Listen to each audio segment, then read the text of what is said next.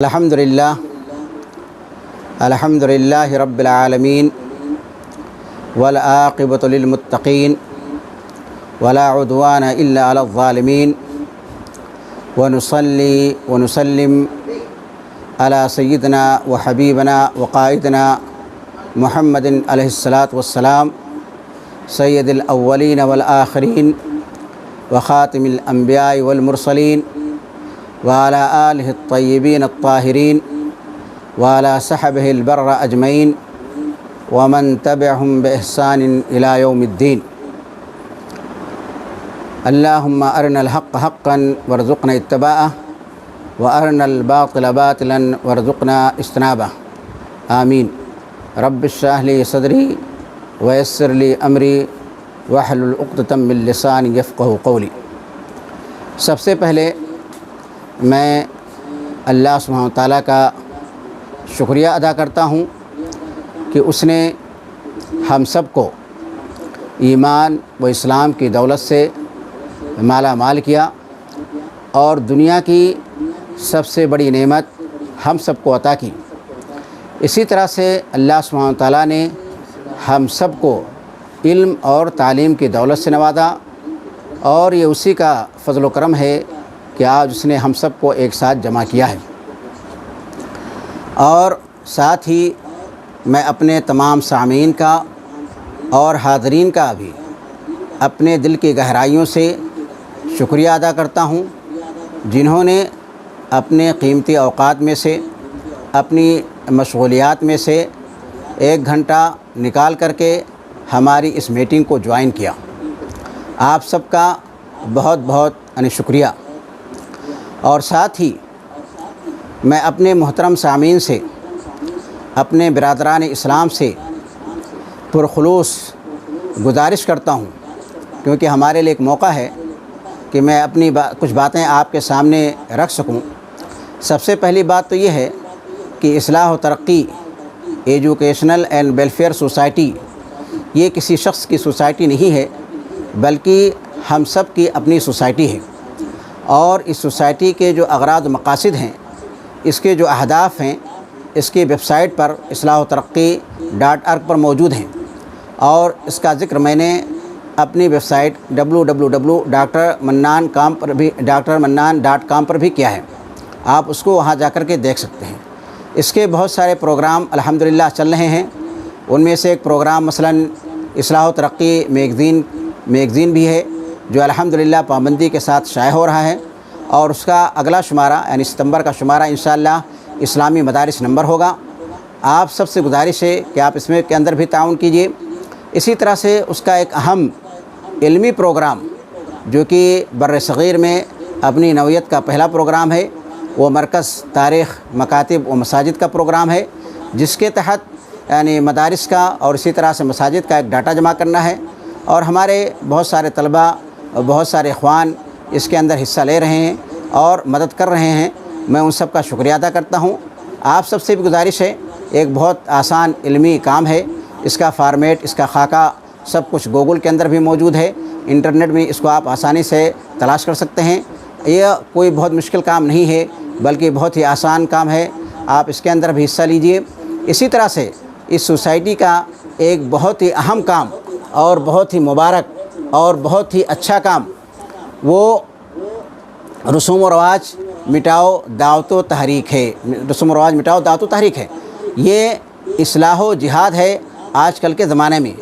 اور اس کے اندر مجھے امید ہے کہ آپ سب لوگ حصہ لیں گے۔ اگر اس کار خیر کے اندر آپ سب حصہ لیتے ہیں تو یہ سب یعنی آپ اپنے نفس کے ساتھ بھی بھلائی کریں گے، اور اللہ سبحانہ و تعالیٰ اس کا بہترین اجر آپ کو دے گا۔ اللہ سبحانہ و تعالیٰ خود قرآن مجید کے اندر ارشاد فرماتا ہے، من عمل صالحا فلنفسه ومن اساء فعليها وما ربك بظلام للعبید۔ معاشرے کو، سماج کو رسوم و رواج، غیر اسلامی عادات و تقالید سے پاک کرنا یہ صرف کسی ایک شخص کی تنہا ذمہ داری نہیں ہے، یا کسی ایک گروپ کی ذمہ داری نہیں ہے، بلکہ یہ سب ہم سب کی ذمہ داری ہے۔ لہذا میں آپ سب سے پرخلوص عاجزانہ ہمدردانہ گزارش کرتا ہوں کہ آپ سب ان تمام چیزوں کے اندر دلچسپی لیں اور سوسائٹی کا بھرپور تعاون کریں، اور سوسائٹی کو اپنے کام کو جاری رکھنے کے لیے ہر طرح کا تعاون مادی تعاون بھی کریں، معنوی تعاون بھی کریں، اس کا تعارف لوگوں سے کروائیں۔ یہ تمام چیزیں موجود ہیں انٹرنیٹ پہ، آپ اس کو جا کر کے وہاں پر دیکھ سکتے ہیں۔ اس لیے میں آپ کا زیادہ وقت لینا نہیں چاہتا ہوں تاکہ آپ بھی ناراض نہ ہوں، غصہ نہ ہوں۔ اب میں آتا ہوں اپنے اصل موضوع پر۔ آج کا جو موضوع ہے آپ سب حضرات اس سے واقف ہیں۔ ہمارا موضوع ہے شہادت حسین، اسباب و نتائج۔ بلا شبہ یہ موضوع بہت ہی اہم موضوع ہے، بہت ہی خطرناک، بہت ہی نازک اور بہت ہی حساس موضوع ہے، بہت ہی حساس موضوع ہے۔ بہت سارے لوگوں کے جذبات اس کے ساتھ جڑے ہوئے ہیں۔ تو اس کے بارے میں گفتگو کرنے سے پہلے میں آپ کے سامنے 2-3 اصولی باتیں رکھ دینا چاہتا ہوں۔ جب بھی کوئی مسلمان ان جیسے موضوعات کے متعلق گفتگو کرے تو ان کو ان اصول و ضوابط کا ضرور خیال رکھنا چاہیے۔ میں نے بتایا کہ یہ مسئلہ جو ہے یا موضوع جو ہے بہت ہی حساس ہے، بہت ہی نازک ہے، لہذا اس طرح کے موضوعات کے اندر گفتگو کرتے ہوئے ہمیں ان اصولی باتوں کا خیال رکھنا ہوگا۔ سب سے پہلے جو اصولی بات ہے، نمبر 1 جو اصولی بات ہے، جیسا کہ ہم سب جانتے ہیں کہ اہل سنت اور جماعت کا یہ عقیدہ ہے اور ان کا مسلک ہے کہ صحابہ کرام کے درمیان جو منازعات، جو مشاجرات، جو اختلافات، جو جنگیں، جو لڑائیاں وغیرہ ہوئی ہیں، اس کے بارے میں یعنی بہتر ہی ہے، اچھا ہی ہے کہ ہم سب گفتگو نہ کریں۔ اور اگر گفتگو کرنا ہمارے لیے ضروری ہے تو ہم اس کے اندر کیا کریں، صحابہ کرام کے بارے میں اپنی زبان بالکل دراز نہ کریں۔ یہ ہمارا مسلک ہے، یہ ہمارا عقیدہ ہے اور یہ تقریباً متفق علیہ ہے اہل سنت و جماعت کے علماء کے درمیان۔ اور یہی بات جو ہے علامہ ابن تیمیہ سے بھی مروی ہے۔ وہ کیا کہتے ہیں، وہ یمسکون عما شجر بین الصحابہ، کہ صحابہ کے درمیان جو اختلافات وغیرہ ہوئے ہیں اس کے بارے میں اہل سنت والجماعت جو ہے وہ یعنی خاموشی اختیار کرتے ہیں، اس سے رک جاتے ہیں۔ کیوں؟ اس کی وجہ بھی انہوں نے بیان کر دی کہ اس چیز یعنی ان کے بارے میں جو آثار جو اخبار روایت کی جاتی ہیں ان میں سے بہت ساری جو ایسی ہیں جو جھوٹی ہیں، یعنی ان کی برائیوں کے بارے میں جو آتا ہے، ان کے لعن طعن کے بارے میں، ان کے قدح کے بارے میں اور ان کے عیوب کے بارے میں، تو ان میں سے اکثر جو ہے جھوٹی ہیں، اور بہت ساری ایسی ہیں جس کے اندر کچھ زیادتی کر دی گئی ہے یا اس کو جو ہے صحیح طریقے سے بدل دیا گیا ہے۔ صحیح بات یہ ہے کہ ان کے درمیان جو اختلافات وغیرہ ہوئے وہ اس کے اندر معذور ہیں۔ کیوں معذور ہیں؟ کیونکہ وہ مجتہد ہیں، انہوں نے اجتہاد کیا ہے۔ اب اجتہاد کے اندر اگر وہ درستگی کو پہنچ گئے تو ان کو ڈبل اجر ملے گا، اور اگر اجتہاد کے اندر ان سے غلطی ہو گئی تو ان کو ایک اجر ملے گا۔ لہذا ہم جب بھی صحابہ کرام کے اختلافات کے بارے میں بات چیت کریں تو اپنی زبان ان کے بارے میں دراز نہ کریں، طعن و تشنیع سے کام نہ لیں، عیب ان کے اندر نہ نکالیں۔ جو کچھ ہوا ہے ان کے اجتہاد کی وجہ سے ہوا ہے، لہذا ہم جب بھی کہیں کہ ان سے کوئی غلطی ہوئی ہے تو یہ کہیں کہ ان کی اجتہادی غلطی ہے۔ اور صحابہ کرام جو ہے جتنے بھی تھے، علماء کا یہ بھی ماننا کہ صحابہ کرام جتنے بھی تھے ان کو مجتہد کا درجہ حاصل ہے، وہ اجتہاد کر سکتے ہیں۔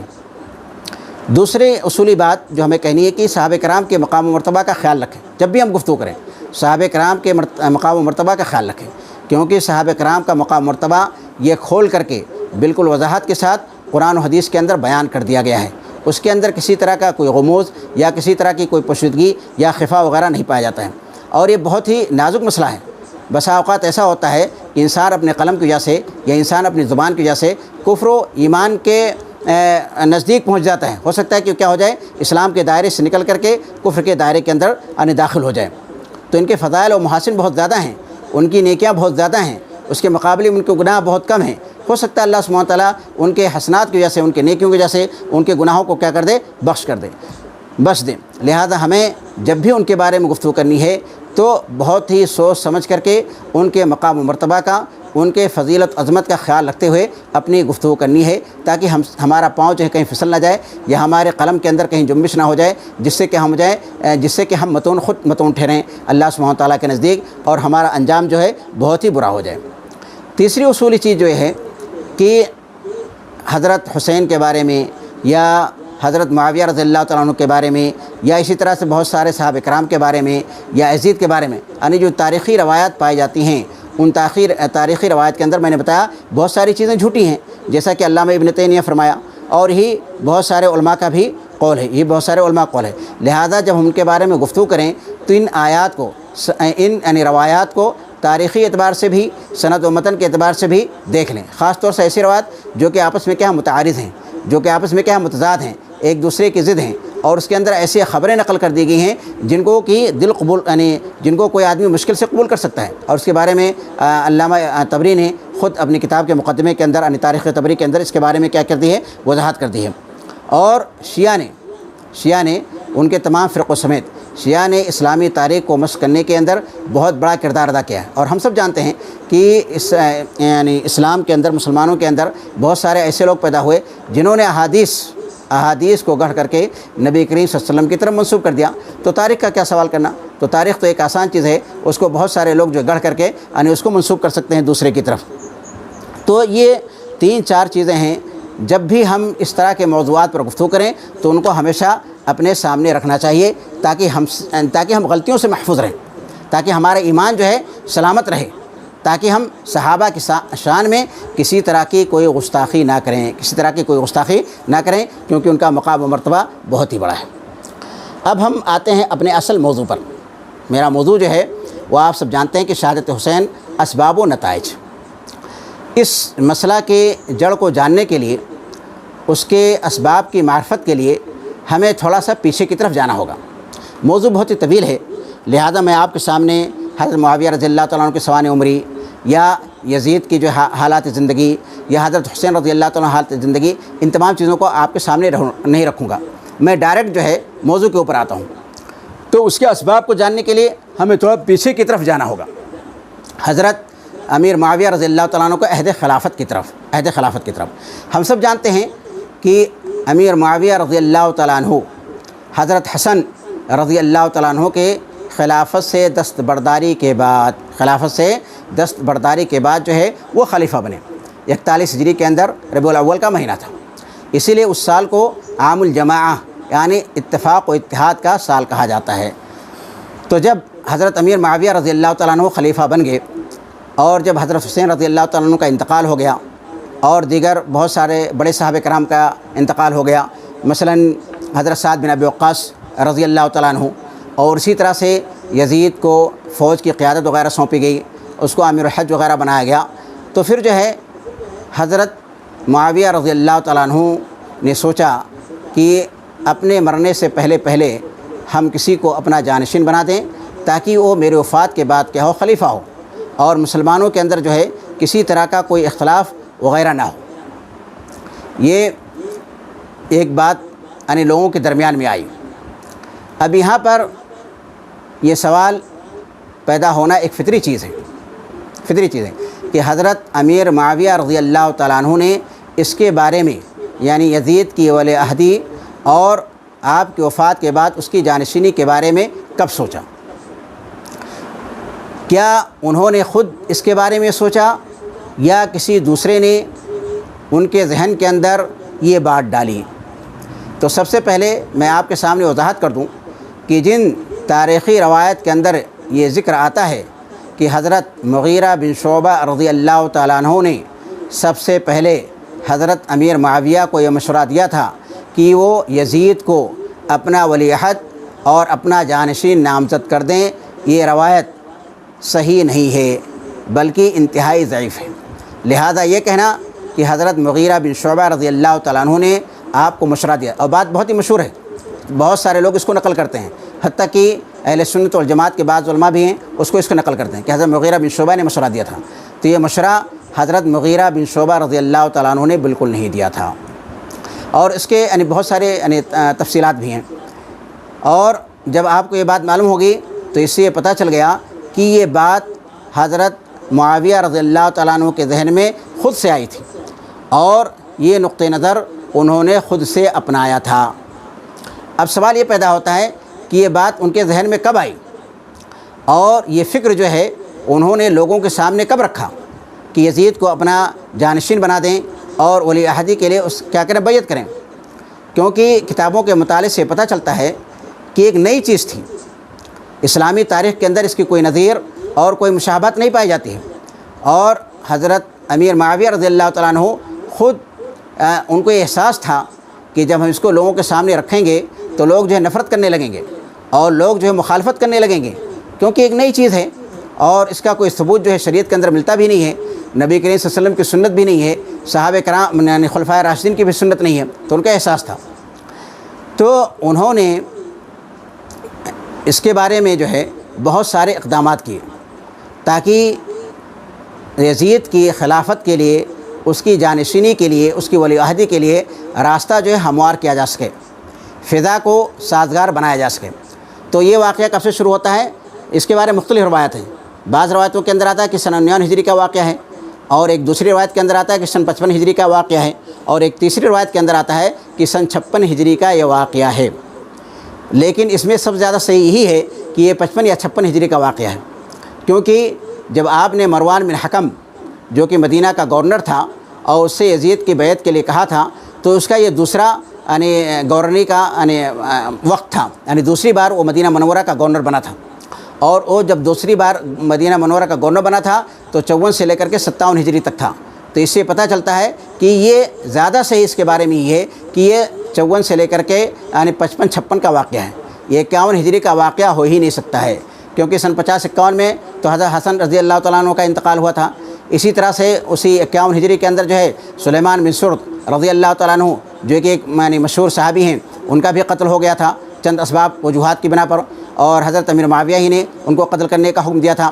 تو اسی طرح سے اور بہت سارے واقعات ہوئے تھے، تو ان واقعات کی وجہ سے یہ مناسب نہیں معلوم ہوتا ہے کہ حضرت امیر معاویہ رضی اللہ تعالیٰ عنہ اس وقت جو ہے یہ اعلان کریں گے کہ یزید کو ولی عہد بنایا جائے یا یزید کو جو ہے خلافت کے لیے نامزد کیا جائے۔ تو معلوم ہوا کہ ایک تو یہ بات یعنی مغیرہ بن شعبہ رضی اللہ تعالیٰ عنہ نے آپ کے ذہن کے اندر یہ بات نہیں ڈالی تھی، یہ بات خود سے ان کے ذہن کے اندر آئی تھی، اور تیسری بات یہ معلوم ہوئی کہ یہ واقعہ جو ہے تقریباً 55 یا 56 ہجری کا یہ واقعہ ہے۔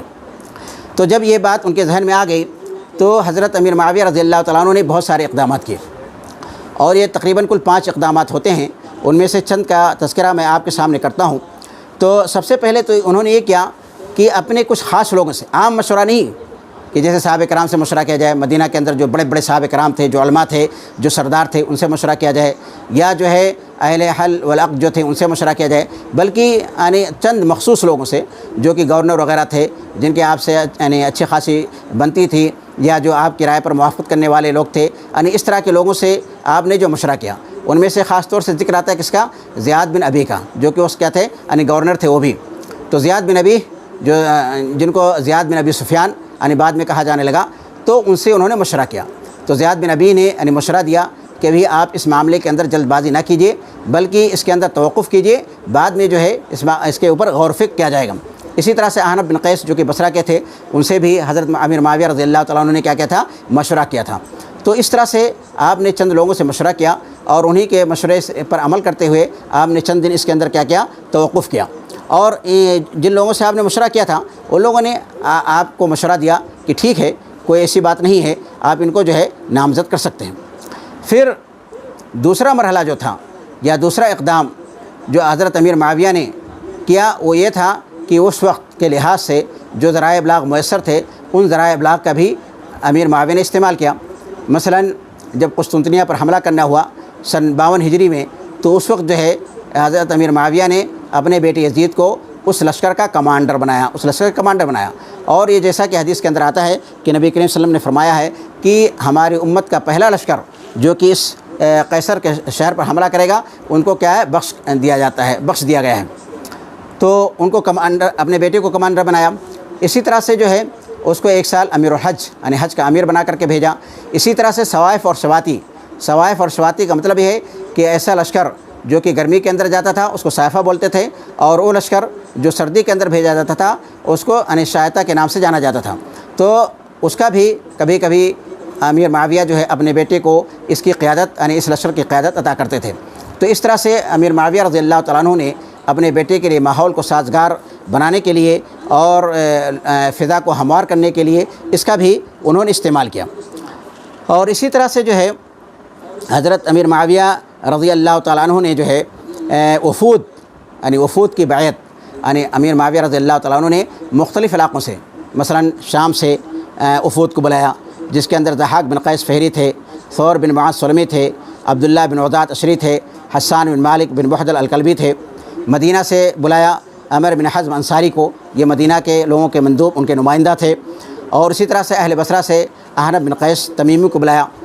جب یہ تمام لوگ پہنچ گئے تو وہاں پر جو ہے آپ نے ایک میٹنگ کی، اور اس میٹنگ کے اندر انہوں نے بات رکھی کہ ہمارے ذہن کے اندر یہ بات آئی ہے اور ہم یزید کو اپنا خلیفہ و جانشین بنانا چاہتے ہیں، لہذا تم لوگوں کی اس کے بارے میں کیا رائے ہے؟ تو وہاں پر جو ہے اکثر لوگ شام کے تھے، بصرہ کے تھے، ان تمام لوگوں نے حضرت امیر معاویہ کی اس کے اندر موافقت کی اور اس پر رضامندی کا اظہار کیا، اور سب لوگوں نے یعنی تعریف بھی کی یزید کی، اور سب لوگوں نے کہا یہ بہت اچھی چیز ہے اور ایک درست طریقہ ہے جس سے کہ آپ کی وفات کے بعد امت مسلمہ کو خوریزی سے، ہنگامہ سے، فساد سے، اضطراب سے اور ان تمام چیزوں سے کیا ہے بچایا جا سکتا ہے۔ لیکن یہاں پر یہ بات یعنی قابل ذکر ہے، اس کو بھولنا نہیں چاہیے کہ اہل مدینہ کے جو نمائندہ تھے عمر بن حزم انصاری رضی اللہ تعالیٰ عنہ اس میٹنگ کے اندر شریک نہیں ہوئے، بلکہ وہ دیر سے پہنچے تھے، اور حضرت امیر معاویہ رضی اللہ تعالیٰ عنہ ان سے ملنا بھی نہیں چاہتے تھے، کیونکہ ان کو معلوم تھا کہ مدینہ کے لوگ جو ہے اس فکر کے جو ہے مخالفت کر رہے ہیں، وہ یزید کو خلیفہ کے طور پر ماننے کے لیے بالکل تیار نہیں ہیں، اور نہ ہی یزید سے بیعت کرنے کے لیے کیا ہیں تیار ہیں۔ لہذا انہوں نے عمر بن حزم انصاری کو اس میٹنگ کے اندر شریک ہونے کا موقع بھی نہیں دیا، اور ان سے وہ بعد میں ملے، اور اس کی دو وجوہات تھی جو میں نے آپ کو بتایا کہ مدینہ والے جو یزید کے بیعت کے لیے راضی نہیں تھے اور اس کے بہت شدید مخالف تھے، مدینہ والے بہت شدید مخالف تھے، اور اسی طرح سے جو ہے وہ جانتے تھے کہ اگر عمر بن حزم رضی اللہ تعالیٰ عنہ اس میٹنگ کے اندر حاضر ہوئے تو اپنی رائے جو پیش کریں گے وہ مخالفت میں رائے پیش کریں گے، تو اس سے کیا ہوتا ہے میٹنگ کے اندر ایک ہنگامہ بھی ہو سکتا ہے، ایک فساد بھی ہو سکتا ہے، اور ہو سکتا ہے کہ ہمارا معاملہ جو ہے الٹا ہو جائے، لوگ منقسم ہو جائے۔ لہذا جو ہے امیر معاویہ رضی اللہ تعالیٰ عنہ نے عمر بن حزم انصاری رضی اللہ تعالیٰ عنہ سے بعد میں ملاقات کی اور ان کے سامنے اپنی بات کو رکھا، تو عمر بن حزم نے کیا اس کی مخالفت کی اور اس کے اوپر سخت تنقید کی، لیکن امیر معاویہ رضی اللہ تعالیٰ عنہ بہت حلیم تھے، بہت ہی بردبار تھے، انہوں نے ان کی بات کو سن لیا اور انہوں نے کچھ نہیں کیا۔ یہ 4 مراحل ہو گئے۔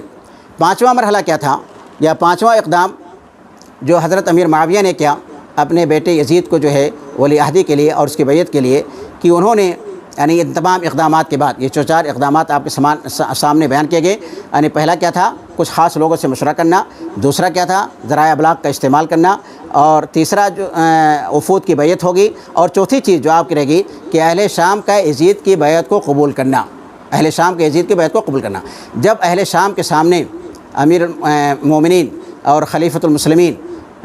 معاویہ بن ابی سفیان رضی اللہ تعالیٰ عنہ نے یزید کے ولی عہدی کی بات رکھی اور ان سے بیعت کے لیے کہا، تو اہل شام تمام کے تمام سب تیار ہو گئے،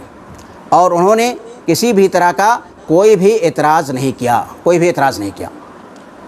تو اس طرح سے یہ 4 مرحلے ہو گئے، یہ 4 اقدامات ہو گئے۔ اب 5واں جو مرحلہ تھا، 5واں جو اقدام تھا کہ جب حضرت معاویہ رضی اللہ تعالیٰ عنہ نے تمام صوبوں کے گورنروں کو لکھا کہ یزید کے لیے کیا کی جائے، بیعت لی جائے، تو انہوں نے مدینہ کے گورنر کو بھی لکھا، اور مدینہ کا گورنر جیسا کہ میں نے آپ کو بتایا اس وقت کون تھے، مروان بن حکم رضی اللہ تعالیٰ عنہ تھے، تو مروان بن حکم کو جو انہوں نے لکھا کہ یزید کے لیے کیا کریں، بیعت لیں، یزید کے لیے کیا لکھیں، بیعت لیں۔ تو جب اس نے بیعت لینی چاہی اور اس نے کہا کہ حضرت امیر معاویہ رضی اللہ تعالیٰ عنہ نے اپنے بیٹے یزید کو جو ہے اپنا جانشین نامزد کیا ہے، وہی ولی عہد ہوگا، اور پھر ان کے مرنے کے بعد کیا ہوگا، وہی خلیفہ ہوگا، تو اس پر حضرت عبد الرحمن بن ابی بکر رضی اللہ تعالیٰ عنہ نے بہت سخت اعتراض کیا، اور جب اس نے یہ کہا کہ یہ سنت ہے حضرت ابوبکر کی، کہ حضرت ابوبکر نے کیا تھا، حضرت عمر رضی اللہ تعالیٰ عنہ کو اپنا جانشین نامزد کیا تھا، تو انہوں نے کہا نہیں، یہ خلفائے راشدین کی سنت نہیں ہے، یہ حضرت ابوبکر عمر کی سنت نہیں ہے، یہ نبی کریم صلی اللہ علیہ وسلم کی سنت نہیں ہے، بلکہ یہ قیصر و کسریٰ کی سنت ہے۔ کیوں انہوں نے کہا؟ کیونکہ انہوں نے کہا کہ حضرت ابوبکر نے اپنے کسی بیٹے کو نامزد نہیں کیا تھا، یا انہوں نے اپنے کسی قریبی یا رشتہ دار کو نامزد نہیں کیا تھا، بلکہ اپنے غیر قریبی کو، جن کا ان کا کوئی رشتہ داری نہیں تھی، اس کو نامزد کیا تھا، تو تم کیسے کہتے ہو؟ تمہارا کہنا جو ہے سراسر غلط ہے۔ اسی طرح سے حضرت ابوبکر رضی اللہ تعالیٰ عنہ نے بنا مشورے کے کسی کو نامزد نہیں کیا تھا کہ ان کے ذہن کے اندر کوئی بات آ گئی، انہوں نے بغیر مشورے کے نامزد کر دیا کسی کو، بلکہ انہوں نے مدینہ کے تمام لوگوں سے، خاص طور سے جو بڑے بڑے صحابہ کرام تھے، حضرت عبد الرحمن بن عوف، حضرت عثمان بن عفان، حضرت علی بن ابی طالب، حضرت طلحہ بن عبید اللہ، اور تمام لوگوں سے مشورہ کرنے کے بعد جو ہے حضرت عمر بن خطاب رضی اللہ تعالیٰ عنہ کو نامزد کیا تھا۔ اور پھر حضرت عمر بن خطاب رضی اللہ تعالیٰ عنہ کون ہیں؟ اس وقت وہ امت میں سب سے افضل شخص تھے، دوسرا نمبر انہی کا تھا حضرت ابوبکر صدیق رضی اللہ تعالیٰ عنہ کے بعد۔ تو دونوں کے اندر کسی طرح کی کوئی مشابہت نہیں پائی جاتی ہے، بلکہ ان کے درمیان یعنی حضرت عبد الرحمن بن ابی بکر اور مروان بن حکم کے درمیان سخت کلامی بھی ہوگی، اور اس نے حکم دیا پولیس کو کہ ان کو گرفتار کر لو، لیکن وہ بھاگ کر کے کہاں گھس گئے؟ حضرت عائشہ رضی اللہ تعالیٰ عنہ کے گھر کے اندر چلے گئے۔ تو اس طرح سے حضرت یعنی مدینہ والے جو ہے مدینہ والے یہ فکر قبول کرنے کے لیے بالکل تیار نہیں تھے کہ اسلام کا جو نظام حکومت ہے اس کو بدلا جائے۔ اسلام کا نظام حکومت کیا ہے کہ مشورہ کے ذریعہ خلیفہ کا انتخاب ہونا چاہیے، اور جو مسلمانوں کے اندر سب سے افضل اور برتر ہے اس کا انتخاب ہونا چاہیے، پھر اس کے لیے کیا ہونی چاہیے؟ بیعت ہونی چاہیے۔ یہ نہ کہ خلیفہ کا انتخاب کر لیا جائے اور مشورہ نہ کیا جائے، پھر اس کے لیے کیا کیا جائے؟ یعنی بیعت کر لی جائے، زبردستی جو ہے اس کے لیے بیعت لی جائے۔ تو عبد الرحمن بن ابوبکر رضی اللہ تعالیٰ نے مخالفت کی، اسی طرح سے عبداللہ بن زبیر رضی اللہ تعالیٰ نے مخالفت کی، اور اسی طرح سے عبداللہ بن عمر رضی اللہ تعالیٰ نے مخالفت کی۔ ان تمام لوگوں نے کیا کی؟ مخالفت کی، اور وہ بیعت لینے کے اندر کامیاب نہیں ہوا۔ تو جب حضرت امیر معاویہ کو معلوم ہوا کہ ان کا گورنر مروان بن حکم جو ہے اپنی ذمہ داری کو ادا کرنے میں ناکام رہا ہے اور وہ اہل مدینہ سے بیعت نہیں لے سکا ہے، تو انہوں نے ارادہ کیا کہ ہم حجاز کی طرف چلتے ہیں، وہاں پر عمرہ بھی کر لیں گے اور اہل مدینہ سے ملاقات بھی کر لیں گے۔ تو وہاں وہ شام سے روانہ ہوئے، اور پہلے انہوں نے مدینہ کا رخ کیا، اور جب ان صحابہ کرام کو علم ہوا کہ حضرت امیر معاویہ مدینہ منورہ تشریف لا رہے ہیں، تو انہوں نے کیا کیا؟ وہ لوگ مدینہ منورہ سے نکل کر کے مکہ مکرمہ چلے گئے، اور یہاں پر امیر معاویہ رضی اللہ تعالیٰ عنہ آئے۔ انہوں نے اہل مدینہ کو جمع کیا، ان کے سامنے خطاب بھی کیا، اور ان سے کہا کہ ہم لوگوں نے بیعت کر لی ہے، لہذا تم لوگ بھی بیعت کر لو، لیکن بیعت جو ہے لوگوں نے نہیں کی۔ اس کے بعد جو حضرت امیر معاویہ رضی اللہ تعالیٰ عنہ چلے گئے کہاں؟ مکہ مکرمہ۔ وہاں پر انہوں نے کیا کیا؟ عمرہ ادا کیا۔ عمرہ ادا کرنے کے بعد جو ہے انہوں نے پہلے عبداللہ بن عمر رضی اللہ تعالیٰ عنہ سے ملاقات کی اور کہا کہ بیعت کر لو، کیوں اس اختلاف کر رہے ہو، کیوں امت کے اندر فساد کر رہے ہو؟ تو انہوں نے آخر میں کہا کہ چلیے اگر سارے لوگ بیعت کر لیں گے تو ہم بھی آخر میں بیعت کر لیں گے۔ تو اس سے کیا ہو؟ اس بات سے وہ خوش ہو گئے۔ انہوں نے عبد الرحمن بن ابی بکر کو بھی بلایا، لیکن عبد الرحمن بن ابی بکر رضی اللہ تعالیٰ عنہ نے بھی وہاں پر بہت زیادہ سخت جواب دیا، اور انہوں نے جنگ کی دھمکی دے ڈالی کہ اگر تم ایسا کرو گے، مجبور کرو گے، تو ہم تمہارے خلاف کیا کریں گے؟ جنگ کریں گے۔ یعنی عبد الرحمن بن ابی بکر رضی اللہ تعالیٰ عنہ اس کے لیے وہ راضی نہیں ہوئے کہ جو ہے اسلام کے نظام حکومت کو کیا جائے؟ بدلا جائے۔ اسی طرح سے جو ہے عبداللہ بن زبیر رضی اللہ تعالیٰ عنہ وہ بھی بیعت کے لیے کیا ہوئے؟ تیار نہیں ہے۔ انہوں نے کہا کہ حدیث کے اندر آیا ہے کہ ایک زمانے کے اندر 2 خلیفہ نہیں رہ سکتے ہیں، تو ہم کیسے بیعت کر لیں 2 خلیفہ سے ایک وقت میں؟ ہم تم سے بیعت پہلے ہی کر چکے ہیں، اور پھر یزید کے لیے بیعت کریں کہ وہ بھی خلیفہ ہوگا، تو یہ ہو نہیں سکتا ہے کہ ہم ایک زمانے کے اندر 2 لوگوں سے بیعت کریں۔ خیر ان لوگوں نے بیعت نہیں کی، ان لوگوں نے جو ہے بیعت نہیں کی۔ اور جن روایتوں کے اندر یہ آتا ہے کہ انہوں نے جو ہے حضرت حسین اور حضرت عبداللہ بن زبیر، حضرت عبداللہ بن عمر اور حضرت عبد الرحمن بن ابی بکر، ان لوگوں کے سامنے جو ہے 2 پہرے دار کو لگا دیا اور کہا کہ اگر یہ لوگ بیعت نہیں کریں گے تو ان کی گردن اڑا دو۔ یہ روایت جو ہے بالکل صحیح نہیں ہے، یہ روایت جو ہے بالکل صحیح نہیں ہے، یہ روایت بالکل غلط ہے۔ یعنی بات یہاں تک ہوئی تھی۔ اس کے بعد جو ہے پھر حضرت معاویہ رضی اللہ تعالیٰ عنہ بلاد الشام یعنی دمشق جو ہے واپس چلے گئے۔ تو یہ اقدامات تھے جو حضرت امیر معاویہ رضی اللہ تعالیٰ عنہ نے اپنی زندگی میں کیے، اپنے بیٹے یزید کی ولادت کے لیے، اور اس کو اپنے وفات کے بعد خلیفہ اور اپنا جانشین بنانے کے لیے۔ اب یہاں پر یہ سوال فطری اور لازمی ہے کہ حضرت امیر معاویہ رضی اللہ تعالیٰ عنہ نے اپنے بیٹے ہی کو خلیفہ کیوں نامزد کیا، اس کو کیوں اختیار کیا؟ کیا اس وقت امت میں دیگر صحابہ کرام موجود نہیں تھے جو کہ ان سے بھی یعنی یزید سے بھی زیادہ افضل تھے، اور یزید سے بھی زیادہ ان کے اندر صلاحیت پائی جاتی تھی، قیادت کی بھی صلاحیت موجود تھی، علم کے اندر بھی افضل تھے؟ تو اس کے بارے میں جو مورخین نے لکھا ہے وہ 3 اسباب بتلائے ہیں۔ پہلا سبب تو یہ بتلایا ہے جیسا کہ حضرت معاویہ رضی اللہ تعالیٰ عنہ کا خود کہنا تھا کہ میں عمر دراز ہو گیا ہوں، معلوم نہیں کب انتقال کر جاؤں، لہذا میں یہ چاہتا ہوں کہ میرے بعد میری امت کے اندر کسی طرح کا کوئی اختلاف نہ ہو، خوریزی نہ ہو، فساد نہ ہو، ہنگامہ نہ ہو، اس لیے میں سوچتا ہوں کہ میں نے بیٹے یزید کو خلافت کے لیے نامزد کر دوں۔ یہ حضرت امیر معاویہ رضی اللہ تعالیٰ عنہ کا خود کہنا تھا، اور بلا شبہ ان کی نیت کیا تھی؟ نیک تھی، اور وہ چاہتے بھی تھے کہ اس طرح کا کوئی فساد وغیرہ نہ ہو، کوئی ہنگامہ نہ ہو، کوئی خوریزی نہ ہو، لیکن یعنی واقعات نے اس کو کیا کر دیا؟ غلط ثابت کر دیا۔ یعنی انہوں نے خلیفہ تو بنا دیا اپنے بیٹے کو، لیکن بعد کے اندر کیا ہوئے، بہت سارے فسادات ہوئے اور بہت زیادہ ہنگامہ ہوا اور امت کے اندر کیا ہوا، اختلاف بھی ہوا۔ تو ایک تو مقصد یہ تھا کہ امت کے وحدت کو، اس کے اتحاد کو باقی رکھا جائے، یہ حضرت امیر معاویہ کا جیسا کہ خود ہی کہنا تھا۔ دوسری وجہ کیا تھی، ہم سب جانتے ہیں کہ اس وقت اسلامی دنیا کے اندر 3 صوبے بہت ہی اہم مانے جاتے تھے اور ان کا بہت ہی بڑا ان کا وزن تھا، سیاسی وزن بہت زیادہ تھا۔ ایک تو شام کا صوبہ جہاں کی حضرت امیر معاویہ رضی اللہ تعالیٰ عنہ خود ایک لمبی مدت 20 سال تک وہاں کے گورنر تھے، اور دوسرا جو ہے عراق کا صوبہ جہاں کی آبادی بہت زیادہ تھی اور مختلف عربی قبائل وہاں پر آباد تھے اور مختلف نسل رنگ کے لوگ وہاں پر بستے تھے، اور جہاں کے 2 شہروں میں سے 2 اہم شہر تھے بصرہ اور کوفہ، اور تیسرا جو تھا حجاز کا علاقہ تھا جو کہ جزیرہ عرب کے اندر واقع تھا۔ اور ہم سب جانتے ہیں کہ اہل شام جو ہے وہ حضرت امیر معاویہ کی لوگوں میں سب سے زیادہ اطاعت گزار تھے، کیونکہ جو انسان کہیں بھی اگر ایک لمبے وقت کے لیے حاکم رہتا ہے اور اپنی رعایا کے ساتھ اچھا معاملہ کرتا ہے، عدل و انصاف کرتا ہے، تو اس کی محبت لوگوں کے دلوں کے اندر جاگزی ہو جاتی ہے۔ تو ایک طرف جہاں وہ حضرت امیر معاویہ کی بہت زیادہ اطاعت گزار تھے، اسی طرح سے وہ لوگ بنو امیہ سے بہت زیادہ محبت بھی کرتے تھے، بنو امیہ سے بہت زیادہ محبت کرتے تھے۔ اسی لیے میں نے آپ کو بتلایا کہ جب اہل شام کے سامنے آپ نے اپنی یہ فکر رکھی، اپنا یہ نقطہ نظر رکھا، تو اہل شام نے بنا کسی چونچرا کے، بنا کسی اختلاف کے اور بنا کسی اعتراض کے جو ہے ان کی اس بات کو قبول کر لیا، اور سب نے کیا کر لیا، سب نے بیعت کر لی اور یزید کو ولی عہد تسلیم کر لیا، اور آپ کے مننے کے بعد اپنا خلیفہ بھی مان لیا۔ اور اس کی دلیل جو ہے یہی ہے کہ جب یزید کو خلیفہ نامزد کرنا ہوا تو اور خلافت جو ملی تھی حضرت معاویہ رضی اللہ، اس کے پیچھے بھی کون تھے، اہل شام ہی تھے، اور اہل شام ہی کے ذریعہ سے جو ہے وہ کیا کرتے تھے، اپنے دشمنوں کے اوپر فتح پاتے تھے۔ تو اہل شام جو تھے بنو امیہ سے بہت زیادہ محبت کرنے والے ہو گئے تھے، اور اس کا ایک وزن تھا، میں نے آپ کو بتلایا۔ اسی وجہ سے انہوں نے اپنے بیٹے یزید کو خلیفہ بنایا تاکہ لوگ یہاں شام والے ان کا ساتھ دیں گے اور وہ کیا کریں گے، ملک کو سنبھال لے جائیں گے اور ملک کے اندر کیا ہو جائے گا، کوئی اختلاف نہیں ہونے پائے گا۔ اور تیسری وجہ یہ تھی کہ حضرت امیر معاویہ رضی اللہ تعالیٰ عنہ سمجھتے تھے کہ ان کا بیٹا خلافت کا حقدار ہے،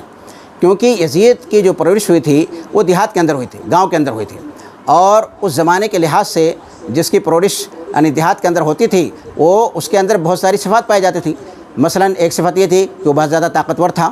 اور اسی طرح سے بہادر بھی تھا، حلیم بھی تھا، اس کے اندر مروت پائی جاتی تھی، فصیح و بلیغ بھی تھا، شاعر بھی تھا، اور دیگر صفات اس کے اندر پائی جاتی تھیں۔ اسی لیے حضرت امیر معاویہ رضی اللہ تعالیٰ عنہ نے اس کو قسطنطنیہ جانے والی فوج کا قائد بنایا تھا، لڑائیوں کے اندر حصہ بھی لیتا تھا، امیر الحج بھی تھا، اور دغفل بن حنظلہ الشیبانی اس کے معلم تھے۔ تو حضرت امیر معاویہ نے اس کی اچھی تربیت کی تھی، اور وہ جب بھی دمشق آتا تھا تو اس کو مشورہ بھی لیتے تھے اور اس کا ذہن بھی اس طرح سے بناتے تھے۔ مثلا ایک بار انہوں نے پوچھا کہ اگر تم خلیفہ بن جاؤ، والی بن جاؤ، مسلمانوں کے والی بن جاؤ، ان کے امور کے مالک بن جاؤ، تو تم ان کے اندر کس طرح سے عمل کرو گے؟ تو اس نے کہا میں حضرت عمر خطاب کی طرح سے ان کے اندر عمل کروں گا۔ تو اس طرح سے اس کی ذہن سازی کیا کرتے تھے، اس کو تیار کرتے تھے اور اس کو مجالس کے اندر شریک کرتے تھے۔ تو حضرت امیر معاویہ نے ایک طرح سے اپنے بیٹے کی بہت اچھی تربیت کی تھی، ان کو اپنے بیٹے سے محبت بھی تھی، لہذا وہ چاہتے تھے کہ اور وہ سمجھتے تھے کہ ان کا بیٹا جو ہے خلافت کا سب سے زیادہ حقدار ہے، اور انہوں نے اس کا اعلان بھی کیا تھا۔ اس لیے انہوں نے کیا کیا، انہوں نے یزید کو جو ہے خلافت کے لیے، ولی عہدی کے لیے نامزد کیا، اور لوگوں سے جو ہے اس کی بیعت لی، اور لوگوں سے اس کی بیعت لی۔ تو یہ ہو گئے وجوہات، اسباب کہ حضرت امیر معاویہ رضی اللہ تعالیٰ، بلا شبہ یہ تمام کیا تھا، ان کا اجتہاد تھا، ان کا کیا تھا، حضرت امیر معاویہ رضی اللہ تعالیٰ عنہ کا اس کے اندر، اور ان کی نیت کے اندر کوئی کھوٹ نہیں،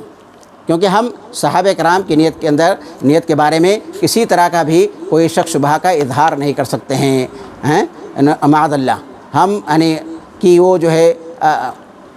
خلافت اپنے بیٹے کے لیے خلافت چاہتے تھے، اس کو خلیفہ بنا چاہتے تھے، یا یہ تمام چیزیں وہ چاہتے تھے، یا وہ جو ہے اپنے بیٹے سے بہت زیادہ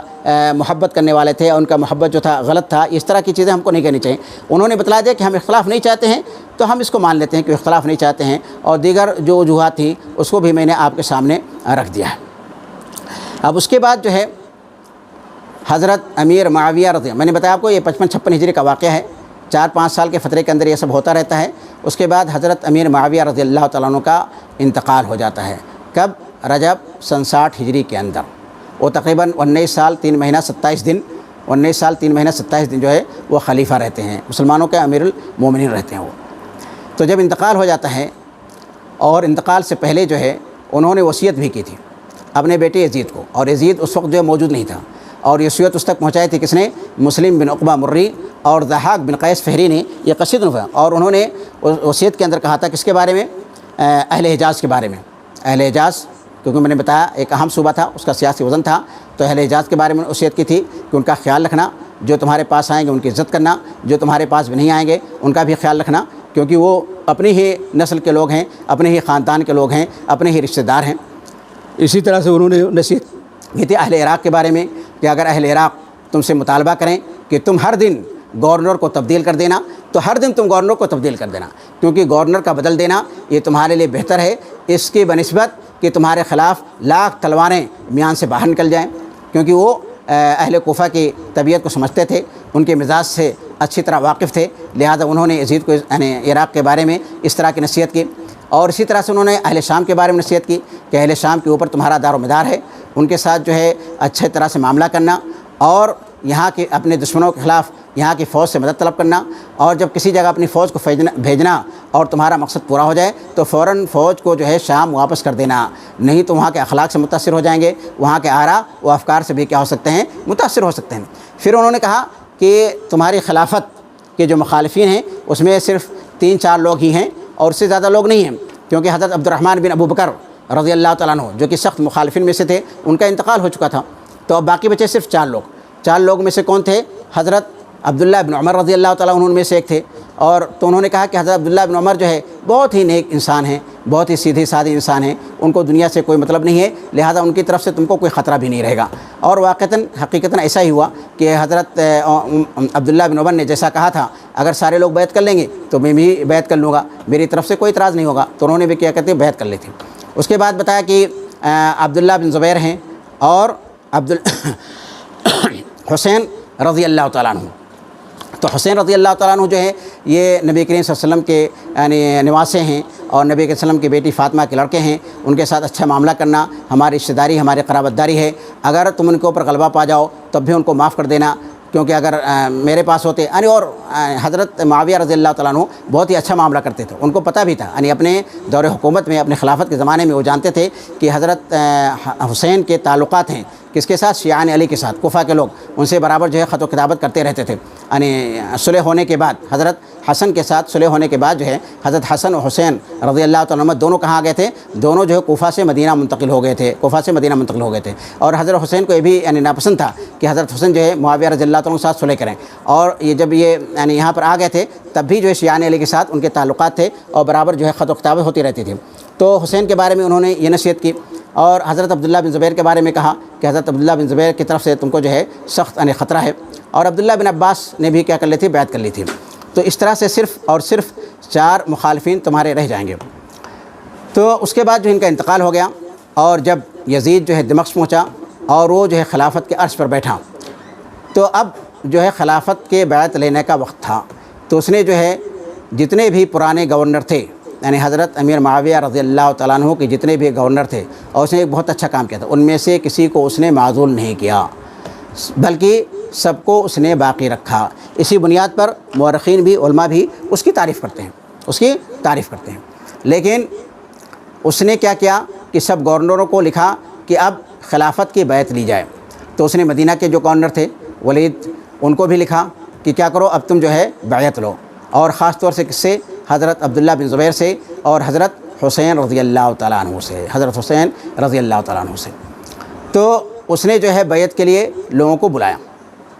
اس وقت کے گورنر نے جو ہے لوگوں کو بیعت کے لیے بلایا، حضرت حسین رضی اللہ تعالیٰ عنہ کی طرف کیا، تو اس نے کہا تم جانتے ہو ہمارا مقام و مرتبہ کیا ہے، اور مجھ جیسا آدمی جو ہے خفیہ طور سے پوشیدہ طور پر بیعت نہیں کرتا ہے، اگر میں پوشیدہ طور پر بیعت کروں گا تو اس کا کوئی خاص فائدہ بھی نہیں ہوگا، لہذا جب تم لوگوں کو بیعت کے لیے طلب کرنا تو مجھے بھی بلا لینا، جب لوگ آ جائیں گے تو میں بھی آ جاؤں گا۔ پھر وہ اپنے گھر چلے گئے۔ تو اس وقت کا جو گورنر تھا بہت ہی اچھا انسان تھا، بہت ہی نرم انسان تھا، اس نے کہا جاؤ کوئی بات نہیں ہے، پھر لوگوں کے ساتھ میں آ جانا۔ پھر دوسرے دن وہ جو ہے حضرت عبداللہ بن زبیر کے معاملے میں مشغول ہو گیا، اور عبداللہ بن زبیر جو ہے اس کے بعد راتوں رات جو ہے مکہ کے لیے نکل گئے۔ پھر دوسرے دن شام کے وقت بلایا، تو دوسرے دن جب شام کو بلایا تو حضرت حسین رضی اللہ تعالیٰ عنہ نے کہا اب تو شام ہو چکی ہے، اب کل کے لیے اس معاملہ کو مؤخر کر دو، کل پھر ہم دیکھیں گے۔ پھر رات میں وہ بھی جو ہے مکہ مکرمہ کے لیے روانہ ہو گئے۔ تو اس طرح سے عبداللہ بن زبیر بھی مکہ چلے گئے، اور حسین رضی اللہ تعالیٰ عنہ بھی مکہ روانہ ہو گئے۔ اور صرف اکیلے نہیں گئے بلکہ اپنے ساتھ ساتھ اپنے بال بچوں کو بھی لیتے گئے، اور اپنے اعزاء اقربا کو بھی ساتھ ساتھ لیتے گئے۔ اور یہ کون سا مہینہ تھا؟ شعبان کے مہینے میں وہ مکہ مکرمہ گئے تھے۔ اور جب یہاں پر معلوم ہوا مدینہ کے اندر عبداللہ بن عباس اور دوسرے لوگوں کو، یہ محمد بن حنفیہ صرف نہیں گئے تھے، جو ان کے حضرت حسین رضی اللہ تعالیٰ کو بھائی تھے، جب ان کو معلوم ہوا کہ یہ یہاں سے نکل کر کے مکہ جا رہے ہیں تو انہوں نے ان کو روکا اور کہا کہ آپ کو یہاں سے جانے کی ضرورت نہیں ہے، آپ یہیں پر رہیے۔ انہوں نے نصیحت کی۔ پھر مکہ پہنچ کر کے وہ شعبان، رمضان، شوال، ذوالقعدہ اور 8 ذوالحجہ تک، یعنی تقریباً 4 مہینہ سے کچھ زیادہ جو ہے وہاں پر رہے۔ 4 مہینہ کے قریب جو ہے مکہ کے اندر رہتے ہیں۔ جب مکہ کے اندر تھے اور اہل کوفہ کو معلوم ہوا، جو شیعان علی تھے، ان کو معلوم ہوا کہ حضرت حسین رضی اللہ تعالیٰ عنہ نے یزید کی بیعت سے انکار کر دیا ہے، تو انہوں نے ان کے ساتھ خط و کتابت دوبارہ شروع کر دی، اور ان کو جو ہے آرزو دلانے لگے، تمنا دلانے لگے کہ آؤ ہم لوگوں نے بیعت نہیں کی ہے، ہم یہاں کے گورنر کو نکال دیں گے، ہم آپ کو اپنا خلیفہ مانتے ہیں۔ بعض روایت کے اندر آتا ہے کہ تقریباً 500 خطوط ان کے پاس پہنچے، جیسا کہ روایت کے اندر آتا ہے کہ انہوں نے 2 تھیلے جو ہے خطوط کے نکالے، اور ان لوگوں نے کیا کیا؟ وعدہ کیا کہ ہم آپ کو اپنا خلیفہ بنائیں گے اور آپ کے ہاتھ پر کیا کریں گے؟ بیعت کریں گے، جب وہ مکہ کے اندر تھے۔ پھر بھی انہوں نے اطمینان قلب کے لیے انہوں نے سوچا کہ پہلے مسلم بن عقیل جو ان کے چچا کے بیٹے تھے ان کو بھیج دیا جائے اور معاملے کی تحقیق کر لی جائے، کیونکہ حضرت علی رضی اللہ تعالیٰ عنہ وہیں پر تھے، ان کی شہادت وہیں پر ہوئی تھی۔ حضرت حسن رضی اللہ تعالیٰ عنہ وہ بھی شہید کر دیے گئے تھے۔ ایک طرح سے کیا تھا؟ یہ فتنہ تھا۔ تو انہوں نے مسلم بن عقیل رضی اللہ تعالیٰ عنہ کو کوفہ بھیجا کہ وہاں جاؤ اور وہاں جا کر کے اس معاملے کی تحقیق کرو۔ تو حضرت مسلم بن عقیل پہلے مدینہ آئے، مدینہ سے 2 لوگوں کو اپنے ساتھ لیا جو کہ ہادی طریق تھے، یعنی راستہ جاننے والے تھے، اور انہی کے ذریعے سے انہوں نے راستہ طے کرنا شروع کیا۔ لیکن جب ریگستان کے اندر پہنچے تو ان میں سے ایک آدمی کا انتقال ہو گیا، تو مسلم بن عقیل کے اوپر بہت برا اثر پڑا اور چاہتے تھے کہ واپس لوٹ آئیں، لیکن حضرت حسین رضی اللہ تعالیٰ نے ان کو منع کر دیا اور کہا جس کام کے لیے میں نے تم کو بھیجا ہے اس کام کے لیے تم یعنی رکو نہیں اور آگے بڑھتے جاؤ۔ لہذا وہ مجبوراً جو ہے پھر روانہ ہو گئے اور کوفہ پہنچ گئے۔ کوفہ جب وہ پہنچے تو انہوں نے جو ہے حضرت حسین رضی اللہ تعالیٰ عنہ کے لیے کام کرنا شروع کر دیا، اور وہاں پر جو ہے بیعت لینے لگے لوگوں سے، اور اس طرح کے یعنی ایک تحریک شروع ہو گئی شیعان علی کی۔ اور یہ مسلم بن عقیل رضی اللہ تعالیٰ عنہ جو ہے مختلف گھروں کے اندر منتقل ہوتے رہے، لیکن ان کا آخری قیام جو تھا وہ ہانی بن عروہ کے یہاں تھا، یعنی زیادہ تر قیام جو تھا ہانی بن عروہ ایک مدھج قبیلے کا تھا اور بڑا انسان تھا، سرداروں میں سے تھا، اس کے یہاں جو ہے کوفہ میں حضرت مسلم بن عقیل رضی اللہ تعالیٰ عنہ کا قیام تھا، اور اسی کے گھر سے جو ہے تمام سرگرمیاں حضرت مسلم بن عقیل رضی اللہ تعالیٰ عنہ انجام دیتے تھے اور بیعت وغیرہ لیتے تھے۔ تو جب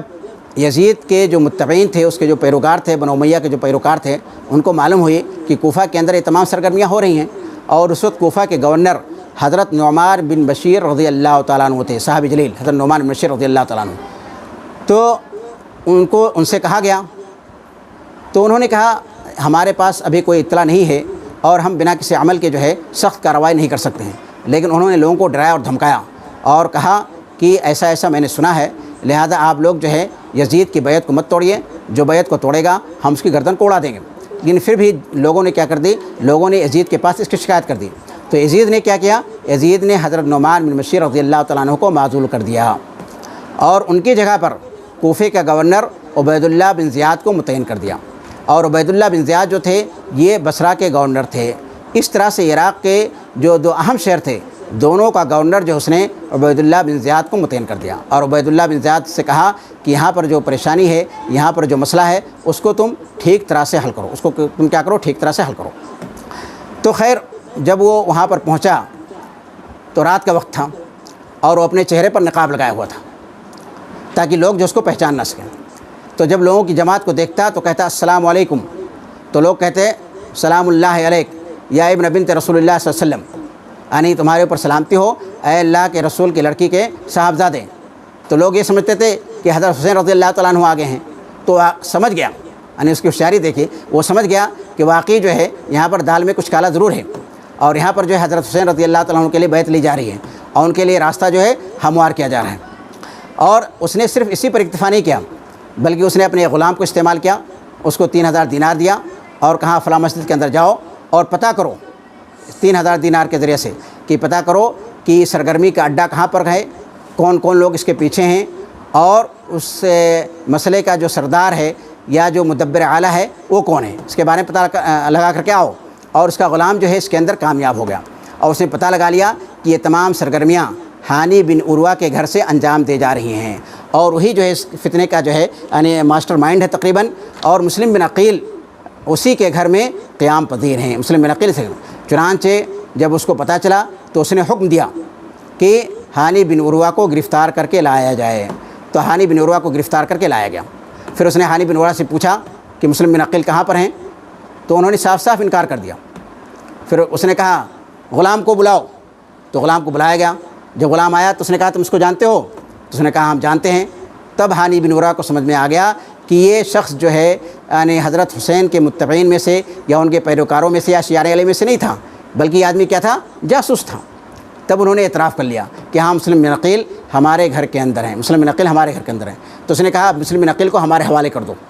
میں تم کو نہیں چھوڑوں گا۔ تو اس نے کہا کہ تعجب کی بات ہے، مسلم بن عقیل ہمارے مہمان ہیں، ہمارے پڑوسی ہیں، میں کیسے ان کو تمہارے حوالے کر سکتا ہوں، ہماری غیرت اس کو گوارا نہیں کرتی ہے۔ تو اس نے کیا کیا، اس نے جو ہے حضرت ہانی بن عروہ کو قید کر دیا، اور ان کی پٹائی بھی کی گئی، اور اس کے بعد جو ہے مسلم بن عقیل کو جب پتہ چلا کہ ہانی بن عروہ کو گرفتار کر لیا گیا ہے اور وہ گورنر ہاؤس کے اندر قید کر دیے گئے ہیں اور ان کی پٹائی بھی کی گئی ہے، تو بعض روایت کے اندر آتا ہے کہ ان سے جن لوگوں نے بیعت کی ان تقریباً تعداد 12,000 تھی، تو ان کے ساتھ جو ہے وہ ایک بڑی سی جماعت لے کر نکلے، یعنی جن کی تعداد کتنی تھی، 4,000۔ مسلم بن عقیل جو ہے 4,000 کا لشکر لے کر کے نکلے اور گورنر ہاؤس کا جا کر کے کیا کر لیا، محاصرہ کر لیا۔ اور ادھر عبید اللہ بن زیاد اس کے پاس چند ہی لوگ تھے، لیکن جو قبائل کے اشراف تھے، جو قبائل کے سردار تھے، اس کے ساتھ وہ کیا کر رہا تھا، میٹنگ کر رہا تھا۔ تو اس نے ان سرداروں سے کہا کہ 4,000 جو لوگ آئے ہیں ان کو اس بات پر آمادہ کرو کہ یہ لوگ جو ہے مسلم بن عقیل کا ساتھ چھوڑ دیں، ان کو ڈراؤ بھی، ان کو دھمکاؤ بھی، ان کو روپیہ پیسے کا لالچ بھی دو، اور جو بھی طریقہ اختیار کرنا ہے اختیار کرو۔ تو لوگ چھت کے اوپر چڑھ گئے اور انہوں نے ان سے کہا کہ دیکھو شام سے فوج آنے والی ہے، جب شام سے فوج آ جائے گی تو تم لوگوں کی خبر لے گی، تم میں سے کسی کو نہیں چھوڑے گی، چند لوگوں سے وعدہ کیا گیا تم کو پیسے مل جائیں گے، تم کو اشرفیاں مل جائیں گی۔ تو اس طرح سے کیا ہوا، اس کا بہت ہی زیادہ اثر ہوا، عورتیں آنے لگیں، وہ اپنے شوہروں کو واپس لے جانے لگیں، اسی طرح سے